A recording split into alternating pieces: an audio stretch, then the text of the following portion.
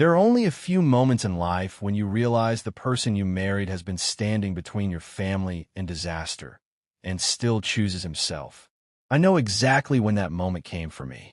It came on a quiet Tuesday morning, in a sunlit kitchen that smelled like coffee and toasted bread, while my 6-year-old daughter dragged a red crayon across a piece of paper and drew the day my husband would die. At the time, I didn't know that was what I was looking at. I only knew there was something in that drawing that made the room feel wrong. A silver plane, a black mark under one wing, 3 stick figures beneath it, and my husband, Leo, with a red line across his chest, as if my daughter had somehow circled the exact place where life would stop. He laughed when he saw it. He barely looked at the page before brushing it off as nonsense. But what stays with me all these years later isn't the laugh. It's the fact that he didn't laugh like a man amused by a child's imagination. He laughed like a man trying to get ahead of something, like someone who had already seen the edge of a cliff and was determined to convince everyone else it was only a shadow. If you enjoy stories like this, before we go deeper, let us know in the comments where you're watching from. We'd love to hear from you. And don't forget to hit that subscribe button so you never miss any of our upcoming videos. Because what happened in my family still doesn't make sense to me in the way ordinary tragedies make sense. Even now, after the funeral, after the crash report, after the lawyers and the headlines and the months I spent sleeping with the hallway light on because my daughter refused to close her bedroom door, I still don't know whether I lived through a warning, a memory, or something far worse. What I do know is that the first sign came in the form of a child's drawing, and the man who should have taken it seriously was the one person in the house most desperate to make sure I didn't. My husband Leo Mercer was the kind of man magazines love to describe with words like visionary, disciplined, and brilliant. He had taken a struggling medical supply company and turned it into a biotech empire worth more money than most people see in 10 lifetimes. He was one of those men who knew exactly how to perform calm in public. He shook hands with senators. He smiled for cameras. He remembered the names of interns and sent flowers to grieving employees and spoke at charity dinners about innovation and responsibility and the future of healthcare. If you had met him at one of those events, you would have thought he was the safest man in the room. That was part of his talent. Leo understood that power isn't just about control. It's about presentation. It's about making sure that by the time someone finally tells the truth about you, everyone around them already has a better story they'd rather believe. At home, Leo was not loud. He did not slam doors. He did not throw things. He didn't need to. He had mastered a colder form of control, one that leaves no bruises and still manages to alter the way a woman trusts her own mind. He corrected people. He withheld warmth. He could turn concern into embarrassment with a single look. If I questioned him twice, I was overreacting. If I noticed a contradiction, I was exhausted. If I felt afraid, he had a way of making fear itself sound childish. It took me years to understand that some men do not need violence to dominate a house. They only need patience, confidence, and the ability to make everyone else feel foolish for seeing what they see. I met him when I was 28 and still naive enough to mistake attention for safety. I worked in gallery acquisitions in Chicago then, and Leo appeared in my life with the precision of a man who had studied exactly what kind of woman I was before introducing himself. He sent flowers to my office after our first date. He flew me to New York for a weekend and somehow made every expensive thing feel intimate instead of excessive. He listened closely. He remembered details. He made me feel not just desired, but selected, as if I had passed some invisible standard no one else could even see.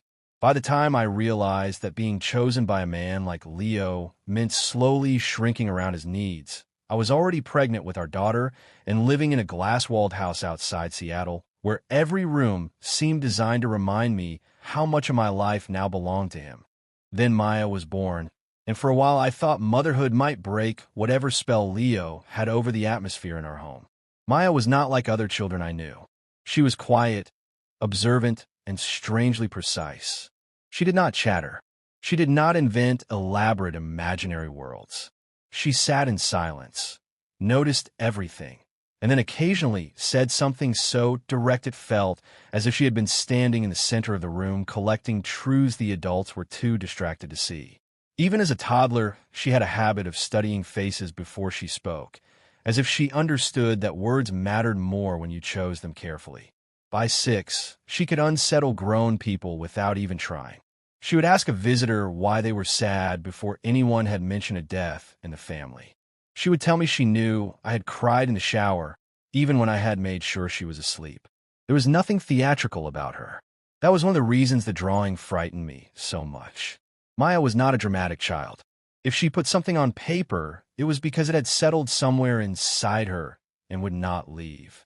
The week she drew the plane, Leo was preparing for a trip to Geneva. Officially, it was for a high-stakes investor summit connected to a merger that would either cement his control over Mercer Biotech or expose weaknesses he had spent years hiding. Unofficially, I knew there was something else going on because the version of Leo that appeared before a business crisis was always the same. He became hyper-controlled, colder, more polished, more difficult to read. He took calls in rooms with the doors closed. He answered simple questions with half-answers. He slept less. He moved through the house like someone trying to stay half a step ahead of a problem no one else was allowed to name. That week, his assistant Naomi began coming to the house instead of meeting him at the office. The pilots called more often. His legal team emailed at strange hours. And twice I caught him standing outside Maya's playroom, watching her draw with an expression I could not place at the time. It wasn't affection. It wasn't irritation. It was recognition, as if some part of him understood exactly what she was doing with those crayons, and it terrified him. The morning of the first drawing began like any other. Maya was at the dining table in her socks, humming under her breath as she colored. Leo was at the kitchen island checking messages between calls. I was rinsing fruit in the sink when I heard Maya ask, in the same calm tone she used for everything, whether Daddy was taking the silver plane or the white one. Leo laughed and said, "The silver one, Bug. The pretty one." He didn't even look up. A few minutes later, I walked over to refill her juice and saw the page. A silver plane in the sky. A dark slash beneath the left wing. 3 stick figures below. One of them, Leo. And across his chest, a red line. Not his throat. Not his face. His chest. I asked Maya what it was, and she said, "That's Daddy's plane." Leo glanced over, smiled in that dismissive way of his, and kissed the top of her head. "She gave me a private jet," he said. "I am impressed." Then he saw my expression and gave me the look I knew too well. The one that meant, "Do not embarrass me with your feelings." "Claire," he said quietly, "don't start. Don't start." As if the offense wasn't the drawing, but my decision to notice it. I might have let it go if that had been all. If Maya had moved on to another page and drawn a dog or a house or a crooked rainbow, I might have convinced myself that motherhood had made me too sensitive. But after Leo left for the office, I picked up the paper and saw a word in the bottom corner written in uneven block letters Maya should not have known how to spell. Fall. I stared at it for a long time. I remember the exact shape of the A, the way the second L tilted lower than the first. I remember hearing the refrigerator hum and feeling something in my stomach go cold. But even then, I did what women in marriages like mine learn to do. I argued with my own instincts before anyone else could. I told myself she must have seen the word in one of her books. I told myself children repeat things they don't understand. I told myself that if I brought it up to Leo, he would make me feel ridiculous, and I was too tired to be ridiculed in my own kitchen. 2 days later, Leo's car stalled on the interstate on his way home from the office. It wasn't a dramatic accident. No one was hurt. The vehicle simply lost power and had to be towed. But when the service report arrived by email the next morning, there was one line in it that made my hands go numb. Electrical failure in left side control system. I read it 3 times because the black streak in Maya's drawing had been under the left wing. Not the right, the left. It still sounds absurd when I say it out loud, and maybe that is part of why I kept so much of this to myself in the beginning. Fear that cannot be explained has a humiliating quality to it. You hear your own thoughts and think, no one intelligent would say this out loud. No sane woman would connect a child's crayon sketch to a mechanical fault. So I didn't tell Leo. Instead, I waited until Maya was asleep, went to the sideboard where I had tucked away her sketchbook, and opened it to the page with the plane. There was another drawing underneath it. I was almost certain it had not been there before. In this one, the plane was no longer in the sky. It was on the ground, tilted at a terrible angle, one wheel missing, smoke curling from the left side in rough gray loops. There were no stick figures, just the aircraft and two words in the same awkward block letters. Not yet. I sat there with the sketchbook in my lap and the house dark around me, trying to convince myself that children do strange things, that this was still within the realm of ordinary childhood imagination, when I heard Leo's footsteps behind me. He took one look at the page and sighed like a man arriving late to an argument he had no respect for. "Claire." I held the sketchbook up and told him to really look. He did. He glanced at it for less than a second and put it back on the table. "She's 6, he said.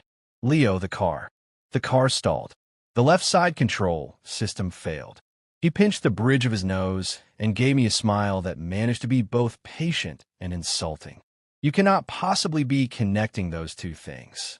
When I pointed to the words "not yet," he laughed softly and said, "Tomorrow she'll write unicorn and you'll accuse the zoo." What happened next mattered more than I understood at the time. I asked him why he was being like this, and he snapped back that he didn't have time for games because the Geneva trip was already a nightmare. Then, in the middle of his irritation, he said something he clearly had not meant to say. He mentioned that he had already ordered a full inspection on the aircraft before the trip. I remember going very still. "Why would you do that?" I asked. "If there wasn't a problem." For 1 second, Leo paused. And in my marriage, I had learned that the truth often lived in pauses. He recovered quickly, said that responsible adults inspect expensive machinery and try to move past it. But I had seen the hesitation. More than that, I had seen fear. Not open fear. Leo was too disciplined for that. But fear disguised as contempt. Fear disguised as annoyance. Fear disguised as a man irritated that his wife had noticed the wrong detail. That was the first time I understood something I would later wish I had understood much sooner. Leo wasn't dismissing the drawings because he thought they meant nothing. He was dismissing them because some part of him believed they meant too much. The next morning, Naomi arrived at the house, carrying 2 folders and looking as if she hadn't slept. Naomi had worked for Leo for 8 years. She was competent, polished, and loyal in the careful way assistants become loyal to men whose approval affects their entire future. She rarely lost composure. That morning, she dropped a folder in the entryway. Papers spilled across the floor. I bent to help her gather them, and one page landed face up near my shoe. At the top was the Mercer Air logo. Beneath it, in bold, were the words "Incident Report. Hydraulic pressure fluctuation / left wing system." My mouth went dry. Naomi snatched the page up so fast she bent the corner. I asked her what it was. She said it was nothing. I told her it did not look like nothing. She swallowed hard and finally admitted the aircraft had experienced a maintenance issue during taxi testing the day before. "It was handled," she said, but the look on her face did not match the sentence. When I asked why Leo hadn't told me, she didn't answer right away. Then she lowered her voice and said something that made the hair rise on my arms. "Mrs. Mercer," she whispered, "if I were you, I'd keep Maya away from the hangar." I asked her why, and Naomi looked at me with a kind of guilt I had never seen in her before. "She drew it," she said. "Didn't she?" It was not that Naomi knew about the drawing that frightened me. It was that she believed it. That afternoon I found Maya in the sunroom, sitting cross-legged with her crayons arranged in neat rows. She was drawing again. The second she heard my footsteps, she covered the page with both hands and began to cry. Not loud crying. The quiet, panicked crying of a child who already believes she has done something wrong. I knelt beside her and asked why she was hiding it. She told me, in a voice so small it still breaks me to remember it, that Daddy got mad when she drew the bad day. I asked what exactly he had said. She looked toward the doorway before answering, the way children do when they've already learned to fear being overheard. Then she said, "He told me if I keep drawing it, it will make you sick." That was the moment something inside me shifted permanently, because now this was no longer about a drawing or even a possible accident. It was about my husband deliberately trying to stop our daughter from showing me something. It was about a 6-year-old being trained to hide her fear so that a grown man could keep pretending everything was under control. For the first time in 12 years of marriage, I went into Leo's office and opened the locked drawer of his desk with a spare key he didn't know I had found months earlier. Inside were 3 passports, a leather document case, a hard drive, and a sealed maintenance folder stamped Mercer Air, confidential. I opened it with hands that would not stop shaking. The first few pages were inspection summaries and technical notes I only half understood. But the overall picture was unmistakable. The hydraulic issue under the left wing had not been fully repaired. It had been patched. Temporarily. The lead engineer had recommended grounding the aircraft for a full systems review. Leo had refused. He cited scheduling, confidentiality, and investor sensitivity. In other words, the trip mattered more to him than the risk. But the page that made me sit down was an email sent at 1:14 in the morning from Leo to Naomi. It read, "No more discussion in front of Claire. Keep Maya away from the hangar and get the replacement parts signed off before Friday." Friday was the day of the flight. I was still holding the email when Leo walked in. He didn't shout. That was never his style. He simply stood in the doorway with damp hair and rolled-up sleeves and looked at the folder in my lap with the tired disappointment of a man forced to deal with someone beneath him. "You went through my desk," he said. I stood up and told him he was still planning to fly a plane his own engineer wanted grounded. He replied that it was safe. I told him it was convenient, not safe. I asked him how he could look at those reports, look at Maya's drawings, and still get on that aircraft. He told me I was looking for reasons to turn him into a villain. I told him our daughter knew something was wrong before I did, before Naomi did, before his maintenance team was willing to say it plainly, and instead of listening, he had decided to frighten her into silence. That landed. I saw it in his face. For one brief second, all the smooth control vanished, and something raw showed through. It was not guilt. Not exactly. It was panic. The panic of a man who has already made a decision and cannot afford anyone around him becoming brave enough to interfere with it. I begged him to cancel the trip, not delay it. Cancel it. I told him I didn't care about the merger, the summit, the investors, any of it. I told him that if there was even the slightest chance Maya was trying to warn us, I could not live with myself if I said nothing. He stared at me with that infuriating calm and said, "You do not get to sabotage my life because you are frightened." Sabotage. That was the word he chose. Not protect. Not question. Not investigate. Sabotage. In Leo's mind, my fear was not evidence of danger. It was an inconvenience. A threat to his schedule. A disruption of his plans. I wanted to scream. I wanted to call the pilots directly. I wanted to take Maya and drive until the house disappeared in the rearview mirror. Instead, I did something smaller and, in its own way, more desperate. I waited until Leo left the room. Then I took his passport from the drawer and hid it in the lining of Maya's old winter coat in the attic. I told myself I was buying time. One day, maybe 2, just enough to stop the flight, just enough to force the universe to prove that I wasn't losing my mind. What I didn't know then was that Maya had drawn another page, one she had hidden from both of us. A page that did not show the plane in the sky or the aircraft on the ground.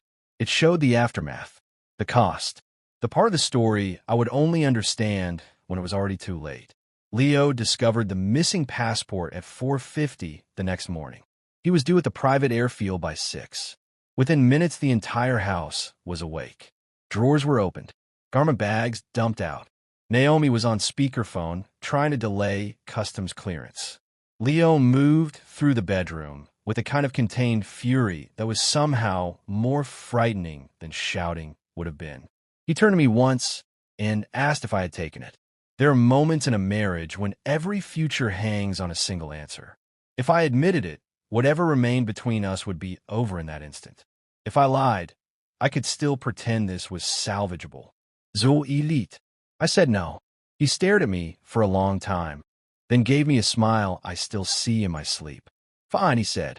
"We'll use the emergency copy." My heart dropped. Of course he had a second passport. Men like Leo always built extra exits for themselves. He was halfway down the stairs when Maya appeared at the top, landing in her nightgown, clutching her sketchbook to her chest. "Daddy," she said. Something in her voice made even Naomi fall silent on the phone. Maya walked down 3 steps and held the sketchbook out to him with both hands. "Please don't go." I have never heard fear sound smaller than it did in that child's voice. Leo crouched in front of her and put on a gentleness that made me sick. He told her it was just work, that he would be back before she knew it. Maya shook her head and said, "No, it's the bad day." Then she opened the sketchbook to the newest page. Even from the bottom of the stairs, I could see it clearly. The plane split in two, smoke swallowing one side, and beneath it, in jagged red crayon, 4 words: "Mommy cries in the hangar." Leo's face changed so fast, it was like watching a mask fall off. He snatched the sketchbook from Maya's hands and tore the page out. Actually tore it out in front of her. Maya burst into tears. I shouted his name. He snapped back that I was the one scaring her. That was the first time in 12 years I saw him lose control over the narrative he was trying to maintain. And once I saw that, I knew I could never go back to pretending. I grabbed my phone and walked into the kitchen to call the airfield. Leo followed me. I told him I was warning them there was a maintenance issue and they needed to ground the plane. He told me to put the phone down. I refused.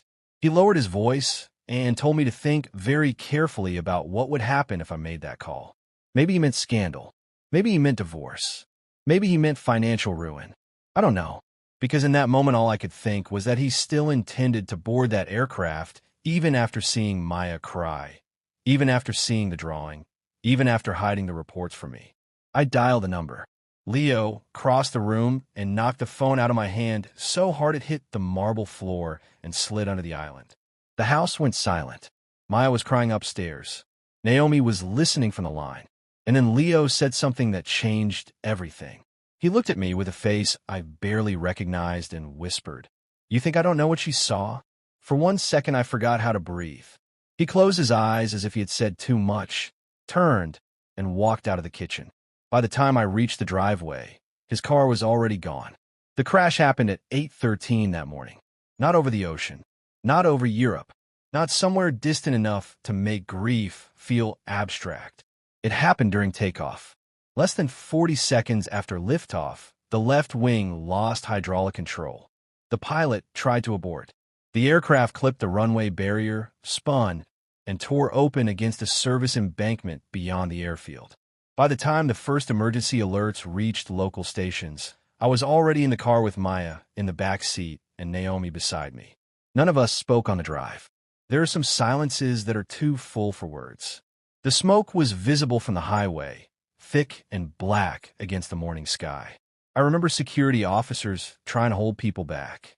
I remember the smell of fuel and melted rubber. I remember my own voice sounding like it belonged to someone else.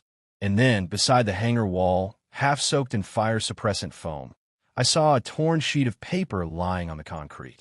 Red crayon. Smoke. A silver plane split in two. And a woman on her knees. Mommy cries in the hangar. I couldn't understand it. Leo had torn that page out in our house. I saw it happen. I saw it in his hand. So how was it here? Who had brought it? Why was it the crash site? Naomi saw it too. I knew because her hand tightened around my arm so hard it hurt. Then she said something I will never forget. "Mrs. Mercer," she whispered, voice shaking. There was never supposed to be a second passenger. I turned to her and asked what she meant. Naomi started crying. She told me that the revised manifest from the night before included a note from Leo requesting a seat be prepared for Maya. He had planned to take her with him to Geneva as a surprise. I remember the world going completely still around me. If I had not hidden the passport, if Maya had not begged him not to go, if the argument had not delayed him by even a few minutes, my daughter would have been on that plane. In that moment, the meaning of every drawing changed. Maya had not been drawing Leo's death. She had been trying to stop her own. Leo died before they pulled him from the wreckage. The official report would later use clean, clinical phrases like catastrophic internal injuries and smoke inhalation, as if tidy language could make a violent death easier to absorb. The newspapers called it a tragic aviation accident. The company called it an unforeseeable systems failure. The board called it a devastating loss. I called it what it was. A powerful man gambling with other people's lives because he believed consequences were for ordinary people. But even then, I still did not know the worst part. The worst part arrived 6 days after the funeral. Maya had not spoken since the crash. Not to me, not to Naomi, Not to the child psychologist the family lawyer recommended. She spent hours in the window seat of her bedroom, holding the sketchbook in her lap and turning the pages as if searching for something she had misplaced. One afternoon, I was putting away laundry when the sketchbook slipped from her knees and fell open on the carpet. A folded page slid loose from the back cover. It had been hidden in the binding where no one would have found it unless the book broke apart. I unfolded it with shaking hands. It was not a drawing. It was a child's version of a passenger manifest. Boxes and lines where the names should be. One tall stick figure. One little stick figure. And beside the little one, in red crayon, one word, me. My vision blurred. I asked Maya what it was. She looked at the page for a long time and then said, so quietly I almost missed it, it was the first one. I asked her the first what. She touched the page and said, the first bad day. I felt the room change around me. I asked her what she meant. She looked past me, through me almost, and said the sentence that still wakes me in the middle of the night. We were there before. Daddy didn't listen then, either. I cannot tell you with certainty what she meant. I can tell you the facts. A child drew a series of images that matched an aircraft failure her father had concealed from his family. That same child begged him not to board the plane and later revealed, in the form of a hidden page, that she believed she had been meant to die on it too. Those are the facts. Everything else exists in the space between grief and belief. Maybe Maya overheard more than we realized. Maybe she pieced together fragments from whispered conversations, anxious faces, and the way adults tense when they know something is wrong. Maybe trauma rearranged her memories into a shape that looked supernatural from the outside. Or maybe my daughter was not predicting a future at all. Maybe she was remembering one. A version of that morning in which Leo took her onto the aircraft and I failed to stop him in time. I do not know which explanation is easier to live with. One suggests my child somehow saw death before it came. The other suggests there are versions of our lives brushing up against us all the time, and sometimes children are the only ones still open enough to notice. People still ask me why I didn't stop him sooner, why I didn't call the airfield the night before, why I didn't take Maya and leave the moment I found the maintenance folder, why I let myself be talked out of my own fear for so many years. The answer is humiliating in its simplicity. Because when you spend long enough inside someone else's certainty, you begin to mistake your instincts for weakness. You begin to believe that if a man is polished enough, intelligent enough, and powerful enough, then the terrible thing your body is trying to warn you about must be your own imagination. You start translating every alarm into overreaction before anyone else can accuse you of it first. And by the time reality finally proves you right, being right is the most useless thing in the world. I still have my sketchbook. It's locked in a box at the back of my closet, wrapped in one of my old sweaters. I have not opened it in 2 years. I tell myself it is because there is nothing left to learn from it. No more warnings. No more pages. No more bad days. But every now and then, usually late at night when the house is quiet and Maya is asleep and the world feels thinner than it should, I think about that folded page hidden in the binding, the one she called the first one, and I find myself wondering the same question over and over, even though I know I will never get an answer. If that was the first bad day, how many others were there before I finally listened? And tell me in the comments, do you think Maya was trying to predict the crash? Or do you think she was remembering a version of it that had already happened before? And if you were in my place, would you have trusted the drawing or the man you married?